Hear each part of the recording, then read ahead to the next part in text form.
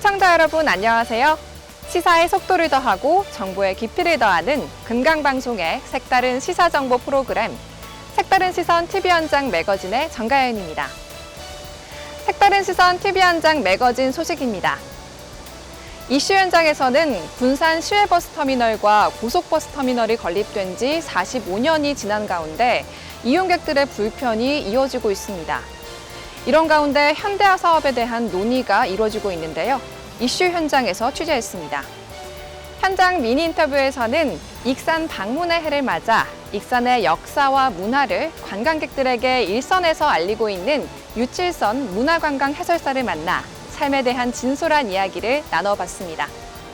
드론이 바라본 힐링 명소는 군산 구불길 중 근대 문화 역사의 현장을 직접 걸으면서 체험할 수 있는 군산 시간 여행의 길인 탕류길을 아름다운 드론의 영상으로 소개합니다.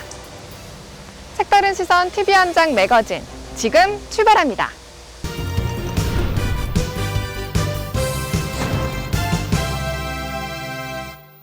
군산 시외버스터미널과 고속버스터미널이 건립된 지 45년이 지나면서 노후화되고 편의시설이 부족해 이용객들의 불편이 이어지고 있습니다.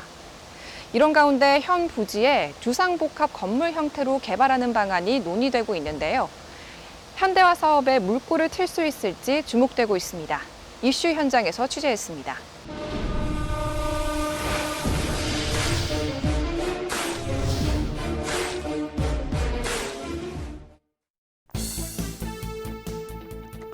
(1975년에) 지어진 군산 고속버스 터미널, 이듬해인 1976년에 지어진 군산 시외버스 터미널, 군산 대중교통의 상징인 군산의 양터미널이 지어진 지 47년이 지나면서 오래되고 편의시설마저 부족해 시민들과 관광객들로부터 불편이 야기되고 있습니다. 전국 283개 시외버스 터미널의 2019년 이용객은 1억 5,268만 명에서 코로나 이후인 2020년 이용객은 8,683만 명으로 무려 43%나 줄어들었습니다. 군산 시외버스 터미널의 경우 하루 63개 노선 운행으로 평일은 전주와 익산 이용객이 가장 많으며 주말을 포함하면 부산과 성남, 안산, 대전, 광주 방면을 주로 이용하고 있습니다. 코로나 이전에는 일일 이용객이 3,300여 명이었지만 현재는 일일 1,800여 명이 이용하고 있는 상황입니다. 현재는 전주와 익산 노선이 이제 이용객분들이 가장 많으시고요. 네. 동서울, 대구, 대전, 광주, 성남, 부산 이런 순으로 지금 이용객분들이 많이 있습니다. 그리고 코로나 이전에 100만 이용객분들에 비하면은 현재 코로나 이후 지금 60만 정도의 이용객으로 줄어들어 있는 상황입니다. 코로나로 인해 이용객이 줄어들면서 경영난으로 폐업하거나 운영이 힘들어지면서 지자체로 운영자가 변경된 터미널만 2020년 이후 11곳에 달합니다.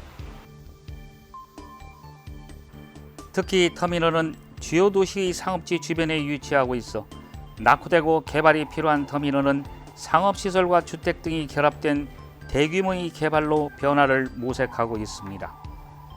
대표적인 사례가 1999년 준공돼 노후되고 편의시설이 부족해 터미널 기능에 상업시설이 들어서는 청주 고속버스 터미널 현대화 사업입니다.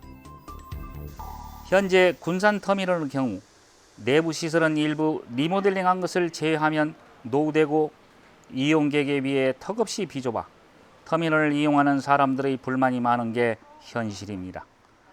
이런 연유로 군산시는 과거 여러 차례 군산 터미널을 현대화하기 위한 입지 타당성 용역을 진행하는 등 지역 정치권과도 다양한 방안을 모색했지만 번번이 무산되었습니다. 아무래도 노후화된 터미널 시설과 편리시설이 없는 게 이제 시민분들께서 가장 불편해 하시고요. 네. 낙후된 건물 외관 모습, 그리고 이제 실내로 보면 대합실이 가장 많이 오래돼서 편리시설이 많이 없습니다. 그래서 이런 부분들이 시민분들께서 그리고 이용객분들께서 많은 불편과 민원을 해주시고 있습니다.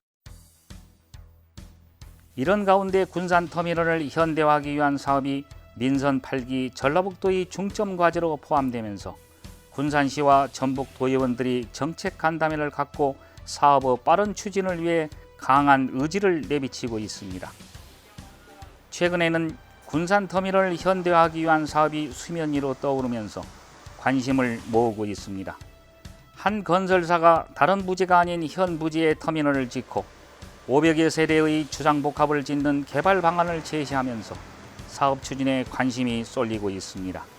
관심을 보이는 게 건설이고 어쨌든 이제 그런 조건들을 이제 시 터미널에서 희망하는 그 조건을 서로 이제 전달을 하면서 이제 중간에서 이제 가게도 와서 만나서 서로 의견 좁혀서 좋은 방향을 대면 이제 추진이 될 수 있는. 이럴 경우 현 부지가 군산의 중심부에 위치하고 있어 주변 상권은 물론 시민들과 터미널을 찾는 이용객들에게 편의를 제공할 것으로 예상됩니다. 하지만 관건은 터미널을 짓는 부지를 매입하는 것입니다. 현재 건설사가 주상복합을 짓기 위해서는 시외버스 터미널 측이 소유한 현 부지를 매입해야 합니다.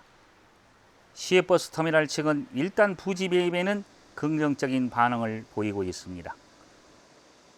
네, 현재 터미널 주변으로 분양가가 높게 책정이 되어 있기 때문에 저희 사측에서도 이제 그런 금액을 제시를 해 왔습니다.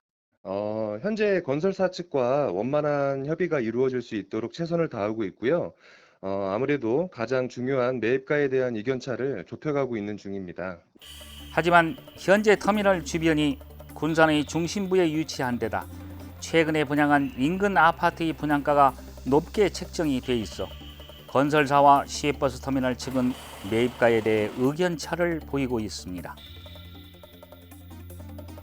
군산시는 건설사와 시외버스 터미널 측이 원만한 협의가 이루어질 수 있도록 가교 역할을 하겠다는 입장이지만 건설사와 시외버스 터미널 측의 매입 가격 입장차가 좁혀지지 않을 경우 군산 터미널 현대화 사업은 무산될 수도 있습니다. 그 좋은 결과 나올 수 있도록 자주 이렇게 이게 서로 만나고 싶게 원만했을 경우에 좀 가교육할 정도 하고 있습니다. 지난 2021년 6월 착공한 청주 고속버스 터미널 현대화 사업은 2017년 8월 사업계획이 발표됐는데도 불구하고 여러 가지 특혜 의혹과 상권의 잠식을 우려한 상인들과 시민단체의 반대로 인해 지연되는 등 여러 가지 우여곡절을 겪었습니다.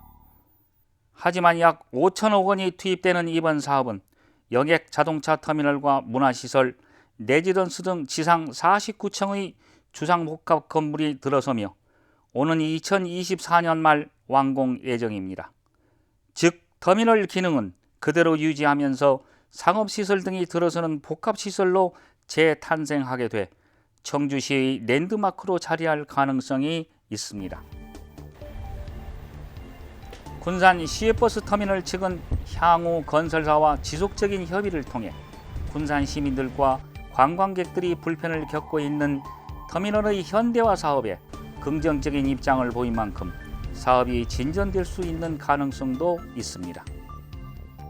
다른 자치단체와 인구 면에서 비슷한 지역과 비교하더라도 군산의 터미널은 좁은 대합실과 편익시설들이 낙후되어 있습니다. 이로 인해 지역 상권은 물론 지역 주민들에게도 불편하고 도심 공동화 현상까지 불러오고 있습니다. 군산 시민은 물론 군산을 찾는 관광객들에게 쾌적한 터미널 이용으로 도시 이미지를 개선할 수 있는 군산 터미널 현대화 사업이 원만히 추진될 수 있는 첫 단추가 꿰어질 수 있을지 주목됩니다.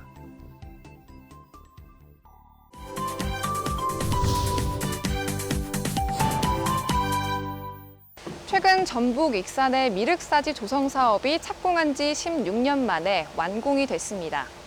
이런 가운데 2022년과 2023년 익산 방문의 해를 맞아 백제 문화관광의 도시 익산을 찾는 관광객들이 늘어나고 있는 추세인데요.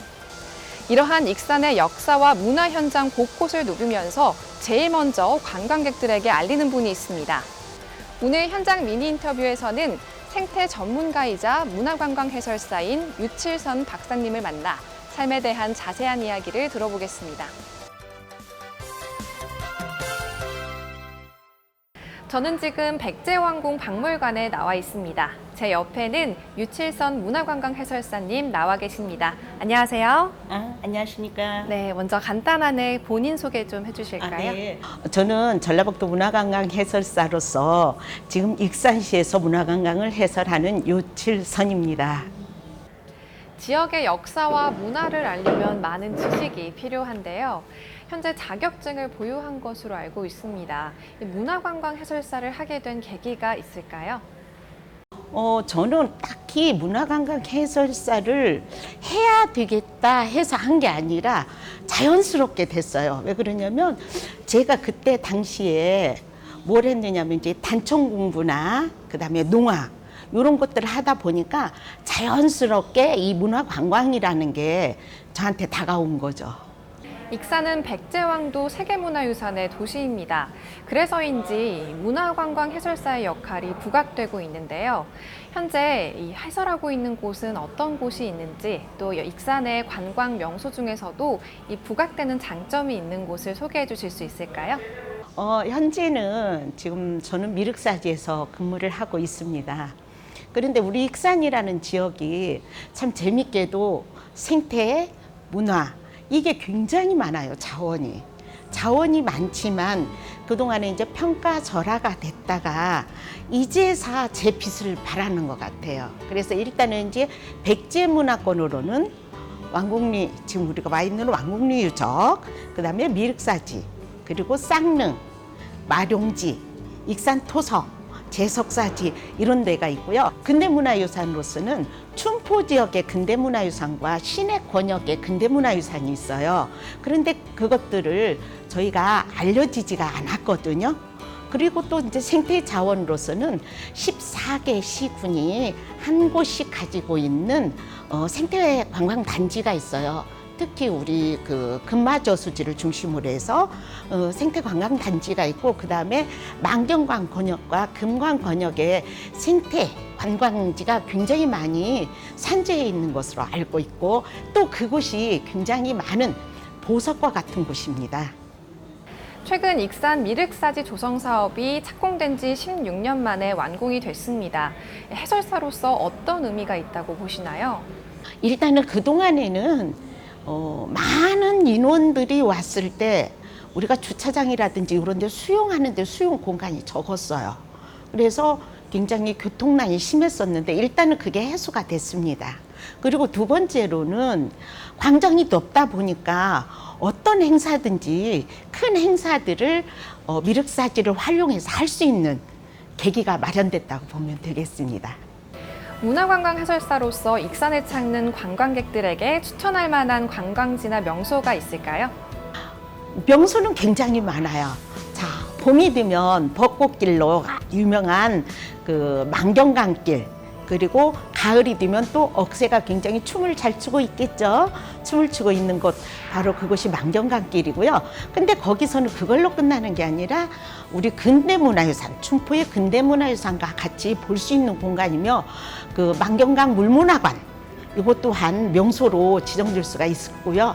두 번째로는 우리 이제 백제 권역은 백제 시대 때 문화유산 같은 경우에는 굉장히 활성화가 됐기 때문에 제가 익히 뭐 어디입니다 이렇게 말씀을 안 드려도 다 잘 아실 거예요. 그리고 이제 우리가 이제 서북 쪽으로 가게 되면은 용안 생태습지, 지금 우리가 바로 그 용안 생태습지를 국가 생태습지정원으로 등록하려고 노력을 하고 있고, 그 주변에 5세기 중엽에 입점리 고분이 있어요. 자, 입점리 고분과 함께 삼부자 마을, 그 다음에 나바위 성지, 이런 문화재들이 산재해 있고요. 이쪽으로 이제 시내 쪽으로 들어오면은 그동안에 많이 잊고 싶었던 아픔이 있는 일제강점기의 근대문화유산들이 산재해 있기 때문에 익산에 오시면 어느 곳을 가시더라도 절대 후회하지 않으실 겁니다. 해설사로서 힘들 때와 보람이 있을 때는 언제입니까? 힘든 거는 그렇게 많지가 않아요. 단지 가끔 저희들이 이제 현장에서 저뿐만 아니라 우리 모든 해설사들 마음일 거예요. 조금 어떻게 말하면 부정적인 시각을 가지고 오시는 분들, 그분들하고 해설 과정에 약간의 마찰이 있을 때 그때가 가장 힘들고, 또한 이제 저희 문화재를, 우리 익산시의 문화재를 다시 한번 알고 간다, 다시 재조명이 되었다, 해설사를 통해서, 그럴 때가 가장 보람이죠. 금마저수지는 한반도의 모양을 하고 있습니다. 그런데 최근 금마저수지에서 천연기념물인 원앙이 발견되어 주목을 받고 있는데요. 이 원앙이 집단 서식하고 있는 모습을 카메라에 담았다고 들었습니다. 원앙을 발견하게 된 계기, 그리고 그 현장이 궁금한데요. 어떻습니까? 그 계기는 실은 저도 제가 좀 전에 설명해 드렸듯이 전라북도 14개 시군의 1생태 관광지가 바로 우리 익산시는 금마저수지예요. 근데 그동안에 시민들이 별로 관심이 없었어요.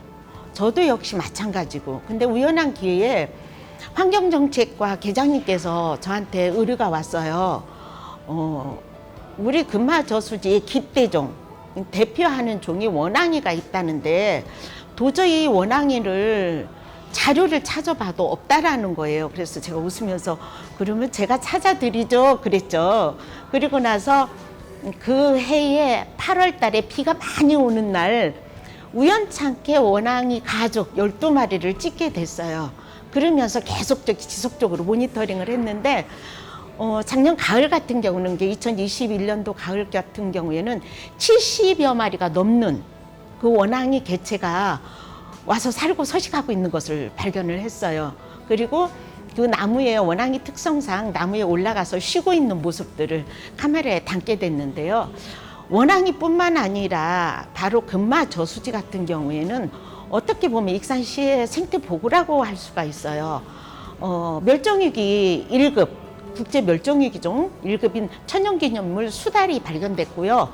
그 다음에 또 천연기념물이면서 멸종위기 2급인 노랑머리 저새, 그리고 최근에는 비가 부슬부슬 올 때 밤에 가서 보면은 맹꽁이 합창 소리가 들립니다. 그래서 맹꽁이, 그리고 멸종위기 2급인 흰목물대새, 가창오리 등 다양한 동물들이 그 서식을 하고 있기 때문에 어떻게 보면 익산시에서는 그동안에 이 금마저수지를 감춰놓고 있었던 보물이다, 이렇게 말씀드릴 수가 있어요. 이처럼 생태와 환경에도 관심을 갖고 연구를 하고 또 취재를 하고 계신 것으로 알고 있습니다. 현재 생태 조경 디자인 박사인 걸로 알고 있는데요. 이러한 이력으로 환경단체에서 활발한 활동을 하고 있다고 들었는데 어떤 활동을 하고 계시나요?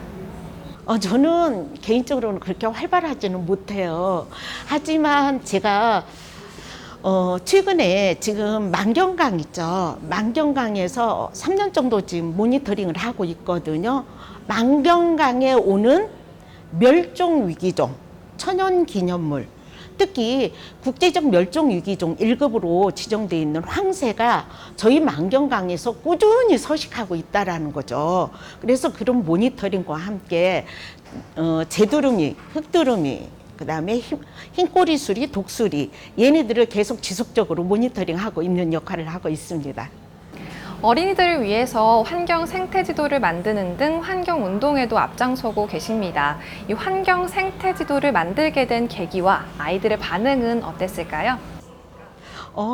그 생태 지도는 실제적으로 전라북도 교육청에서 우리 전라북도 내에 5개 학교만 선정을 해서 해마다 5개 학교만 선정을 해서 아이들하고 그 학교에 어떤 식물이 살고 있는지, 어떤 곤충이 살고 있는지, 아니면 어떤 조류들이 서식하고 있는지를 전부 다 아이들하고 같이 조사를 하고 그거를 학교 지도에 그대로 올려놓는 역할이에요. 자, 어떤 생태계에 어떤 문화가 꼽히는지를 알아야만이 삶의 질이 높아질 수 있거든요.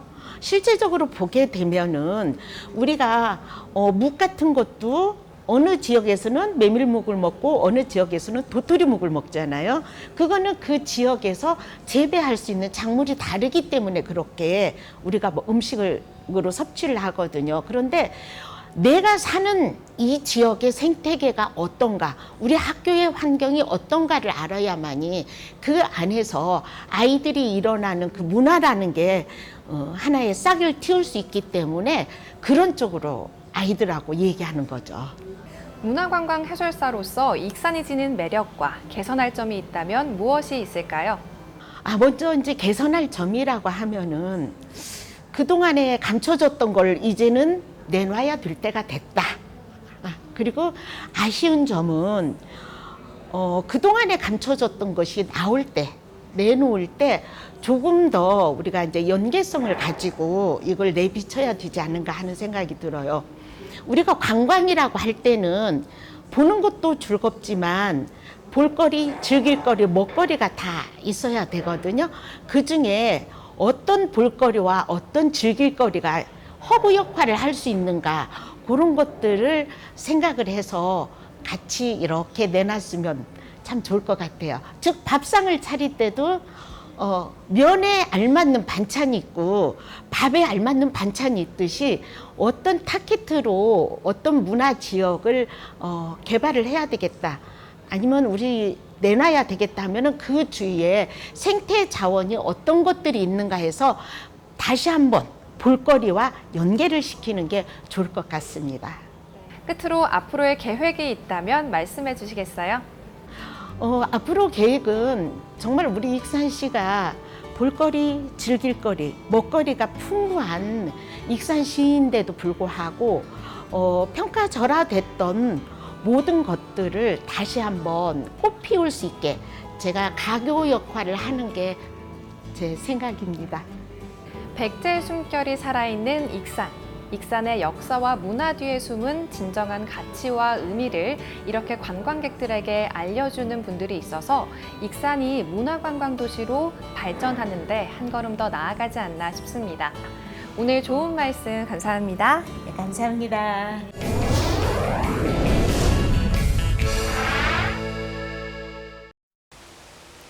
탕류는 군산이 배출한 채만식 선생의 장편 소설입니다.